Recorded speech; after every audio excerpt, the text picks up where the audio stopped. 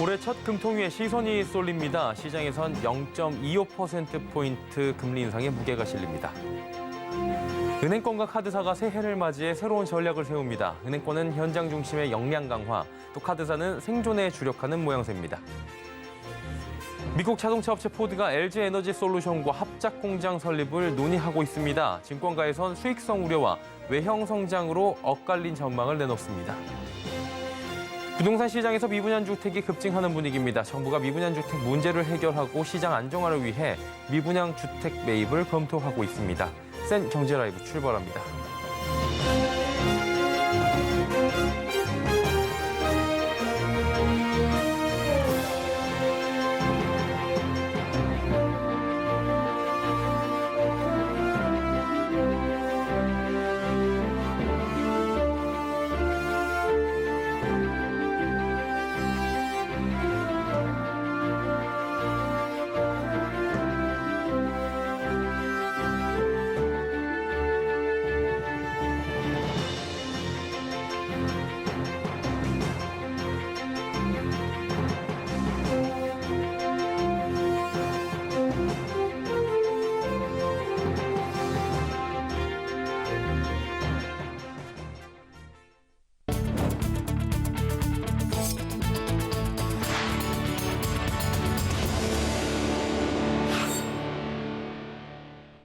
시청자 여러분 안녕하십니까? 센 경제라이브 서정덕입니다. 한국은행이 오는 금요일 새해 첫 금융통화위원회를 열고 기준금리를 결정하게 됩니다. 이번 회의에선 0.25%포인트 금리 인상이 유력하다고 하는데요. 시장은 금리 인상에 따른 예대금리 전망에 관심이 쏠립니다. 김미현 기자입니다. 한국은행 금융통화위원회가 이번 주 금요일 새해 첫 통화정책 방향 회의를 열고 현재 3.26%인 기준금리의 인상 여부를 결정합니다. 현재로선 0.25%포인트 인상 전망이 우세합니다. 계속 꺾이지 않는 고물가 때문에 이번에도 인상을 피하긴 어렵다는 진단입니다. 이창용 한국은행 총재는 최근 신년사에서 물가가 목표 수준을 웃도는 오름세를 이어갈 것으로 예상돼 물가 안정에 중점 둔 통화정책을 이어가겠다고 말했습니다. 최종 금리에 대해선 3.5에서 3.75%로 보는 관측이 많습니다.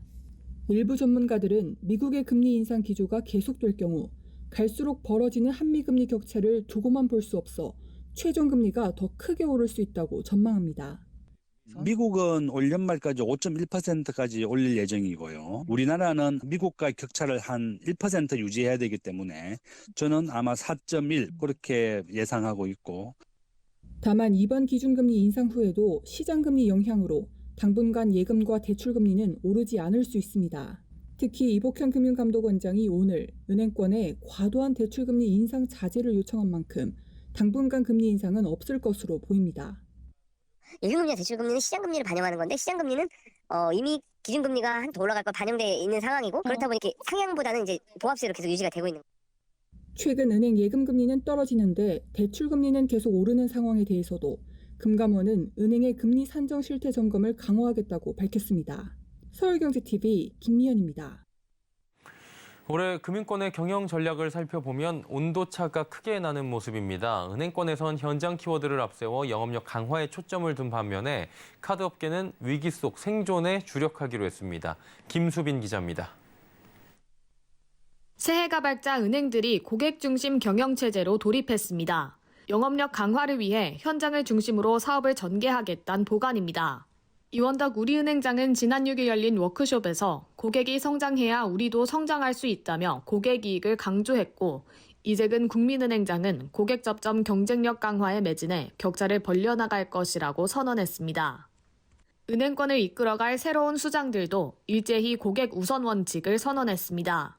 한영구 신한은행장은 고객 가치를 최우선에 둬야 한다며 고객 중심 영업과 경영관리 실천을 내세웠고, 이승열 하나은행장도 영업 현장과 고객 지원을 위한 디지털 하나은행을 만들 것이라고 약속했습니다. 공격적인 영업 강화 추세와는 달리 카드사와 저축은행 그리고 캐피탈 등 이 금융권은 생존을 목표로 내실 경영을 다지고 체질을 개선키로 했습니다. 은행권에 비해 경영 환경이 녹록지 않기 때문입니다. 실제 카드사 CEO들은 일제히 올해 경영 환경을 경험하지 못한 위기로 진단했습니다. 기준금리 인상 기조에 따라 자금 조달 비용 부담이 커진 탓입니다. 이에 부실 연체 관리 등 강도 높은 리스크 관리가 올 한 해 주력 요소가 될 것으로 보고 있습니다.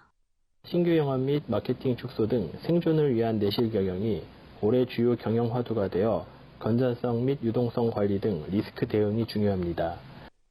다만 금융규제가 다소 완화되면서 신규 사업에 대한 기회가 생기고 있는 만큼 미래를 어느 정도 대비할 수 있는 한 해가 될 거란 관측도 나옵니다. 서울경제TV 김수빈입니다. LG에너지솔루션이 미국 자동차 업체 포드와 합작 공장 설립을 논의하고 있다는 소식이 전해지며 주가가 들썩였습니다. 그런데 경기 침체로 인한 전기차 수요 둔화 우려 속에 주가 향방을 두고 증권가의 의견은 엇갈리고 있다고 합니다. 김혜영 기자입니다. LG에너지솔루션이 2% 오른 47만 3,500원에 마감했습니다. 미국 포드와 합작 공장 설립을 논의한다는 소식이 주가 상승을 견인했습니다. 당초 포드는 SK온과 관련 논의를 진행했지만 자금 위기와 수율 안정화 문제 등이 불거지며 진통 속에 무산됐고 결국 LG에너지솔루션에 손을 내밀었습니다. 이 가운데 LG에너지솔루션을 향한 증권가의 시각은 엇갈리고 있습니다. 우선 수익성 악화에 따른 단기 부진은 불가피하다는 평가입니다. LG에너지솔루션의 지난해 4분기 영업이익은 2,374억 원으로 1년 전과 비교해 213% 늘었지만 시장 눈높이에는 부합하지 못했습니다. 하나증권은 LG에너지솔루션의 목표 주가를 기존 68만 원에서 62만 원으로 9% 낮춰 잡았습니다. 테슬라 등 전기차 업체의 성장률 둔화 우려에 따라 LG에너지솔루션 같은 셀메이커 업체들의 실적 추정치 역시 내려갈 것이란 전망입니다.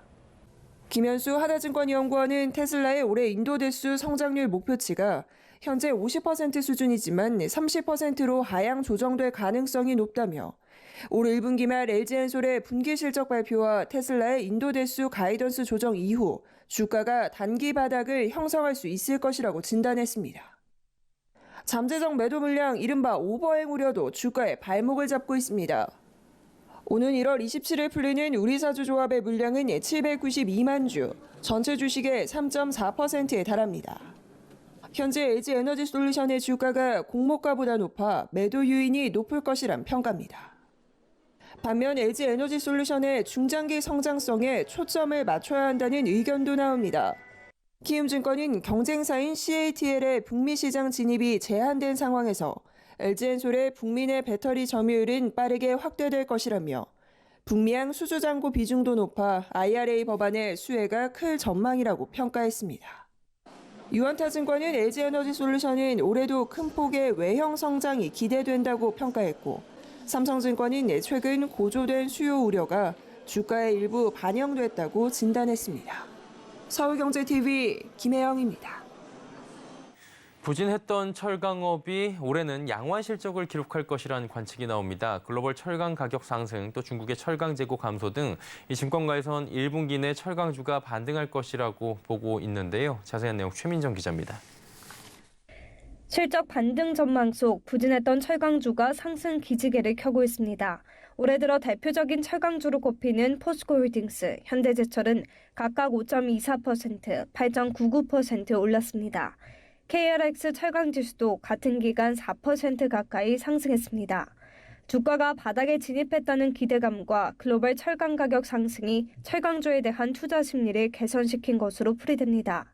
주요 철강 제품인 연료내 중국 내 가격은 최근 한 달 동안 3.8% 올랐고 이외 미국, 유럽, 일본 등 다른 국가의 연료 가격도 상승세를 보였습니다. 중국의 제로 코로나 해제, 부동산 부양책으로 중국 철강사 재고가 큰 폭으로 감소하는 등 시중 재고 부담이 완화된 점도 호재로 작용했습니다. 이에 증권가에선 1분기 내에 철강 업황 및 주가가 반등할 것이라 내다보고 있습니다. 특히 중국의 춘절과 3월 양회 개최 이후 본격적으로 철강업이 개선될 것이라 설명합니다.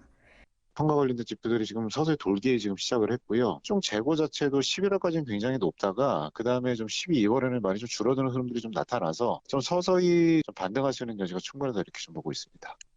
다만 글로벌 경기 침체, 고금리 등 대내외 악재가 지속되는 점은 철강업에 부담으로 작용할 수 있다며 상품 가격의 추세적 반등은 글로벌 금리 인하 분위기가 확산되는 올해 하반기 이후에나 가능할 것이라 덧붙였습니다. 서울경제TV 최민정입니다. SK 에코플랜트는 건설사임에도 지난 2021년 사명에서 건설을 떼는 과감한 변화로 국내 건설업계 친환경 흐름을 주도해오고 있습니다. 올해부터는 해외로 보폭을 넓혀 환경업 수출 기업으로 또 한 번의 도약을 준비하고 있습니다. 이지영 기자입니다. 금속, 플라스틱, 비닐 등이 섞여 있는 산업 폐기물은 생활 폐기물에 비해 분리수거가 잘 되지 않습니다. 사람이 일일이 골라내는 작업을 할 수밖에 없는데 이마저도 육안으로 골라내기가 어렵다 보니 플라스틱 등이 소각정으로 보내지며 대기 오염으로 이어졌습니다. 이를 해결하기 위해 SK 에코플랜트는 AI 폐기물 성상 분석 알고리즘을 통해 재활용 가능 폐기물 선발률을 높이는 기술을 미국 CES에서 선보였습니다. 환경과 에너지, 그리고 디지털 기술까지 더해 해외 영토 확장에 나선 겁니다. SK 에코플랜트는 2020년대 들어 전통의 건설업에서 친환경 기업으로 체질 변화를 진행하며 이 분야 경쟁력을 쌓아왔습니다. 특히 폐기물이 많이 나오는 건설 사업에서 체계적인 관리 방안을 모색하고 있는데 향후엔 폐배터리 시장과 친환경 에너지 부분에 집중해 해외 사업에 한 발짝 더 다가간다는 목표를 가지고 있습니다. 폐배터리 시장에 진출하기 위해 해외 폐배터리, 전기, 전자 폐기물 거점을 확대해 나가고 있고요. 에너지 분야에서는 해상풍력 그리고 연료전지 같은 부분에서 조금 해외 수주를 확장하기 위해 노력하고 있습니다. 친환경 사업으로서는 이제 막 해외 진출을 시작한 셈이지만 이미 기술력과 혁신성을 인정받고 있습니다. SK 에코플랜트는 두 번째 참가한 이번 CES에서 디지털을 이용해 폐기물 배출부터 최종 처리까지 전 과정을 데이터화하고 효율적으로 관리하는 서비스인 웨이블로 혁신상을 수상했습니다. 또 세계 최대 스타트업 플랫폼을 보유한 글로벌 벤처 캐피탈 플러그앤플레이와 업무 협약도 맺었습니다. 환경과 에너지 사업과 관련한 기술을 보유한 스타트업을 발굴하고 투자에 나서는 것을 골자로 합니다. 서울경제TV 이지영입니다.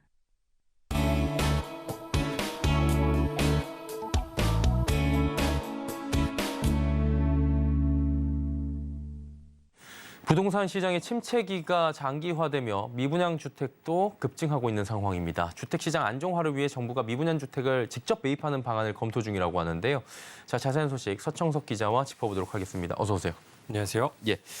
미분양 주택을 정부가 직접 매입한다, 이런 내용이 지금 전해지고 있는데 어떤 근거로 처음에 나온 겁니까?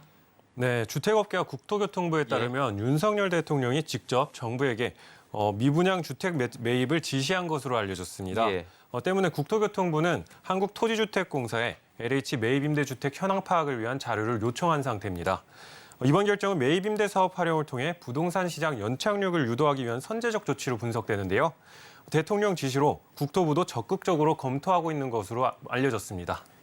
예, 미분양 주택이 기하급수적으로 늘어나게 되면 충격이 커질 수 있다라는 부분을 또 인지를 하고 있기 때문일 것 같은데요. 또 이런 미분양 주택이 급증하면서 주택업계는 정부의 주택도시보증공사 미분양 환매 조건부 주택 매입 재시행을 건의를 한 상황입니다. 이름이 좀 어려운데 이게 지금 어떻게 되는 겁니까?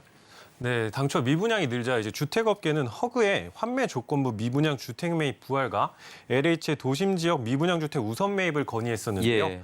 국토부의 결정은 허브의 환매 조건부 주택 매입이 아닌 LH의 매입 임대 주택만을 고려하는 걸로 결정됐습니다. LH를 통해 미분양 주택을 사들이면 지역 경제와 건설업을 살리면서 취약계층에게 양질의 주택을 제공할 수 있고 이를 통해서 신뢰와 명분을 얻을 수 있기 때문입니다.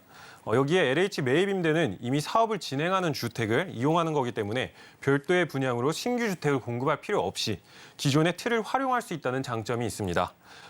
특히 대상 주택의 수도 많지 않아 대량의 혈세가 투입된다는 지적에서도 상대적으로 자유롭습니다. 예.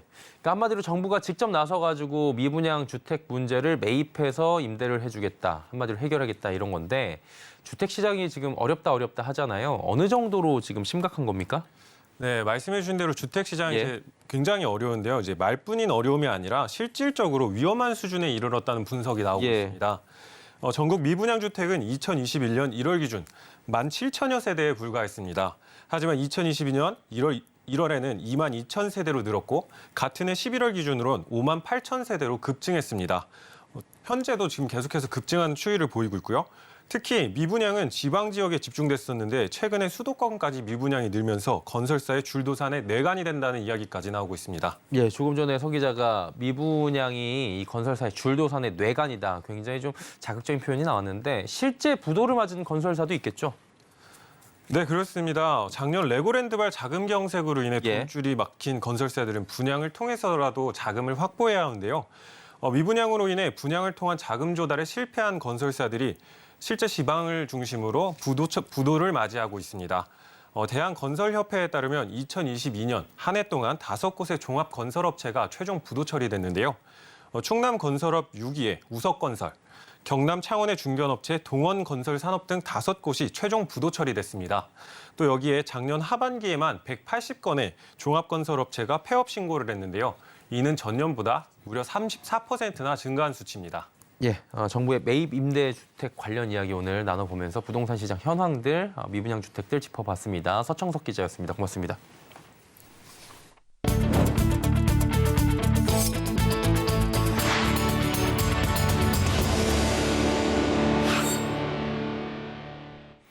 식품업계가 국내를 넘어 해외 시장에 눈을 돌리고 있습니다. 국내 시장이 이미 포화 상태인 만큼 글로벌 진출을 통해 돌파구를 마련하겠다는 건데요. 서지은 기자입니다. 식품가가 해외 시장 공략을 본격화하고 있습니다. CJ제일제당은 K푸드 글로벌 영토 확장을 위해 캐나다와 호주 등 미진입 국가 진출에 나섰습니다. 기존에 진출해 있는 미국, 아태유럽, 일본 같은 경우는 저희가 권역 대형화를 시도하고요. 미진입 국가인 캐나다, 인도네시아, 말레이시아, 호주, 태국 등의 경우에는 인프라 활용해서 진출할 예정입니다. 기존 글로벌 생산 시설에서 만든 제품을 인접 국가로 수출하는 방식인 C2C 모델로 사업을 확장할 계획입니다. 미국 사업 인프라를 활용해 인접 국가인 캐나다로 진출하는 식입니다. 농심도 지난해 4월 가동한 미국 제2공장을 중심으로 북미 시장 공략에 나섰습니다. 라면 등 제품 생산을 늘려 오는 2025년까지 미주법인 매출 8억 달러를 달성한다는 계획입니다. 일찍부터 해외 진출에 나선 오리온은 중국과 베트남에 이어 러시아에서도 누적 매출액 1조 원을 넘어서는 성과를 냈습니다. 오리온은 2021년 인도의 생산 공장을 완공하고 대표 제품인 초코파이를 생산 판매하고 있습니다.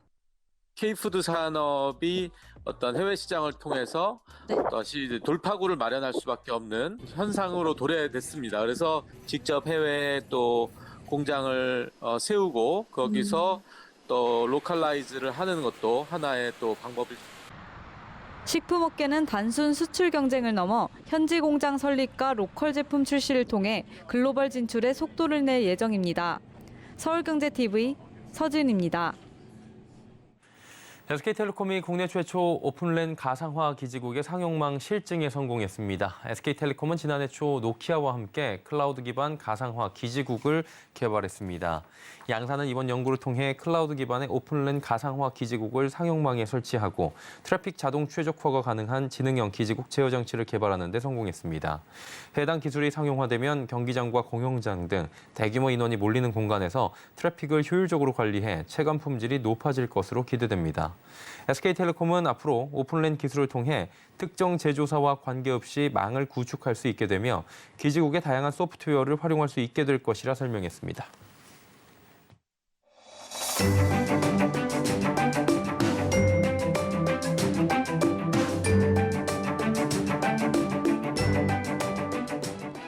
안녕하세요. K웨더 라이프스타일 예보 박유라입니다. 낮부터 기온이 빠르게 오르더니 온화한 날씨를 보였는데요. 내일도 비슷하겠습니다. 서울의 아침 기온 영하 2도로 춥지만 한낮에는 8도로 이맘때 기온은 6도가량 웃돌겠고요. 모레와 글피 아침에는 영상권, 한낮에는 10도 선을 웃돌겠습니다. 내일 전국 하늘은 대체로 맑겠습니다. 다만 날이 좋으면 미세먼지가 말썽이죠. 내일도 중서부와 영서, 전북과 광주, 경북으로 나쁨 단계를 보이겠습니다. 한편 동해안으로 대기가 메말라 있는데요. 호흡기 건강 및 화재 사고에 유의하셔야겠습니다. 다음은 자세한 지역별 내일 날씨입니다. 중부지방 아침 기온 수원 영하 5도, 춘천 영하 4도로 춥기 시작하겠고요. 한낮에는 7도 안팎까지 올라 온화해지겠습니다. 동해안 아침 기온 속초 2도, 강릉 1도로 시작해 낮에는 12도에서 13도까지 기온이 크게 오르겠습니다. 남부지방 아침 저녁에는 다소 춥거나 쌀쌀하지만 낮에는 광주 13도, 부산 14도로 온화해지겠습니다. 바다의 물결은 최고 1.5에서 2m로 잔잔하게 일겠습니다. 목요일 남해안과 제주로 비가 시작돼 금요일에는 전국으로 확대되겠습니다. 날씨였습니다. 수행 경제 라이브 저희가 준비한 소식은 여기까지입니다. 편안한 저녁 시간 보내시길 바랍니다. 고맙습니다.